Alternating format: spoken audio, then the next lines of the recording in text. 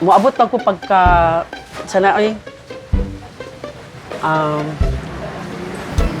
kalimot ko. Mo-retire or pwede mo extend pa ko kung itugot nila, mo forever pa ko dali sa Agway.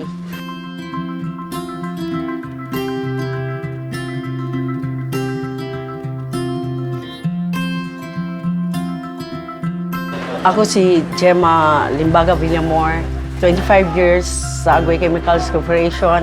Sa una ang akong isuon nagpasulod diri sa ako. So, gigrab dayon nako. Nalipay ko dako sila tungod kay sa ilang pagsalig sa kuha. Ano lang bayak ko 2 years secretarials, gibutang ko nila diri sa branch sa Bangkeruhan. Tapos gihimo pa ko nilang manager.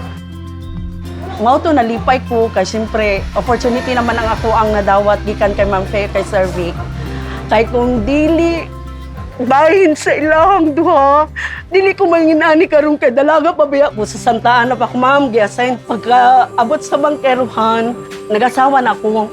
Nga na ako'y duha ka anak, ang akong anak naka-eskwela. Bahin nakasulod ko diri sa Agway. Kabalo sila mo, dala sila ang empleyado. Tapos kung nami kailangan sa ilaha, labi na mag-CA me, o hatag dayon sila sa amua, wala na sila nag-alinlangan na dili ko nila tagaan. So kung nako'y problema bahin sa financial, muhangi ko sila mag-CA, ihatag yun nila Ma'am Faye o Mr. Vic. Dako kayong kong pasalamat kay Sir Vic o Ma'am Faye sa opportunity gihatag sa amua.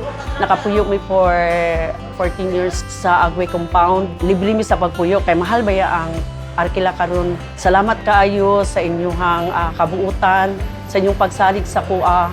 Hantod karon natarong akong pamilya o hapsay mi, mayo among dagan sa among pamilya.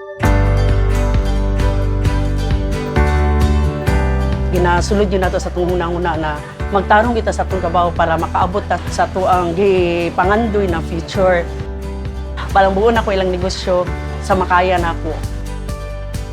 Mo-retire or pwede mo extend pa ko kung itugot nila, mo forever pa ko dali sa Agway.